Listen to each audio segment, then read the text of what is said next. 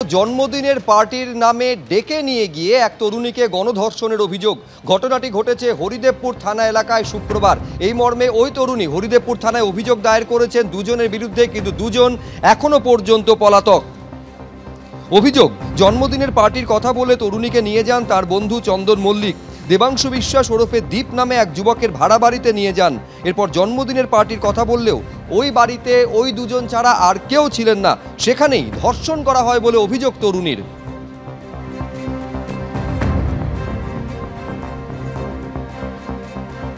না, গতকাল রাতে আমি কমপ্লেন্ট পেয়েছি, আমাদের কেস শুরু হয়ে গেছে আর আমাদের ইনভেস্টিগেশন প্রসেস চলছে। ঠিক আছে, ওটা চেষ্টা করছি আমরা। ঠিক আছে, ওইসব এখন বলতে পারি না আমরা। ঠিক আছে, that is a part of it, I can reveal it, no. As per আমরা কেস পেয়েছি, আমরা তদন্ত করছি। ঠিক আছে, আরজিকর, তারপরে কসবা ল কলেজ এবং ফের আরেকটা গণধর্ষণের অভিযোগ সামনে এসেছে। এই ঘটনার পর কংগ্রেসের একটি প্রতিনিধি দল ঘটনাস্থলে যায়। আমি এখানে দেখাতে চাইবো আশুতোষ চট্টোপাধ্যায়, কংগ্রেস নেতা, তিনি কি বলছেন ঘটনা নিয়ে। একটা মহিলাকে ডেকে এনে তাকে গণধর্ষণ করা হচ্ছে, পলাতক। আমি পুলিশকে, প্রশাসনকে অনুরোধ করতে চাই, এই এলাকায় কেন সুরক্ষার ব্যবস্থা হয়নি, কেন সিসিটিভি বসানো হয়নি, ট্রেস করা যাচ্ছে না কেন? এখন তো প্রচুর অ্যাভেলেবিলিটি রয়েছে সোর্সের, সোর্স কোথায়? এবং যারা এই গুন্ডা মস্তানকে গার্ড দেওয়ার চেষ্টা করছেন, যারা প্রভাবশালী, তাদের নাম বেরোবে একটু পরে।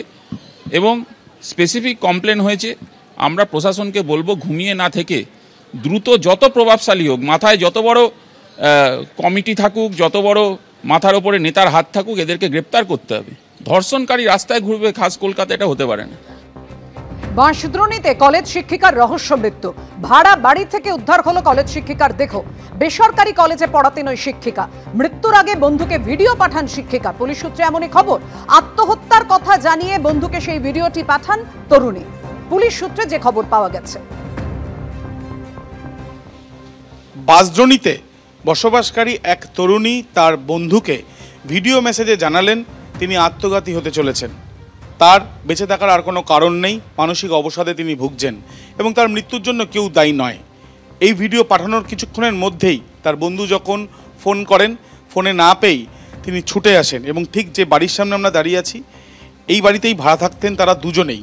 কোনো না কোনোভাবে তার ওই পুরুষ বন্ধু সে এখানে উপস্থিত ছিলেন না এবং তারপর এই মেসেজ পেয়ে সরাসরি এই বাড়িতে চলে আসেন এবং দেখতে পান এই বাড়ির রান্নাঘরের ঠিক পাশে একটি ঘর রয়েছে, যে ঘরে ঝুলন্ত অবস্থায় ওই তরুণীকে পাওয়া যায়। পেশায় বেসরকারি কলেজের তিনি শিক্ষিকা এবং তাকে এই যখন যে অবস্থায় পাওয়া যায়, তৎক্ষণাৎ তাকে এখান থেকে বার করে হাসপাতালে নিয়ে যাওয়া হয়েছিল। বেশ কয়েক মাস ধরে তারা থাকতেন।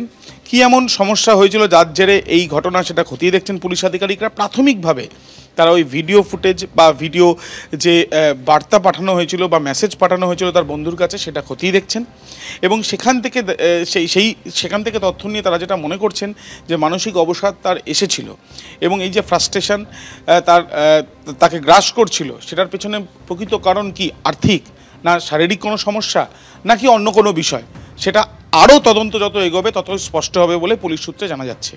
উনি শুনলাম যে গলায় দড়ি দিয়েছে, তারপরে আমরা আসার আগে সব নিয়ে চলে। ওরা দুজনেই থাকতো। ওই ছেলেটি পড়ে এসে নিয়ে গেল, ডিউটি করতো, আসতো এইটুকু। হ্যাঁ, এরকম কিছু হবে সেটা জানি না। কি শুনেছেন, কি করতো? চাকরি করতো।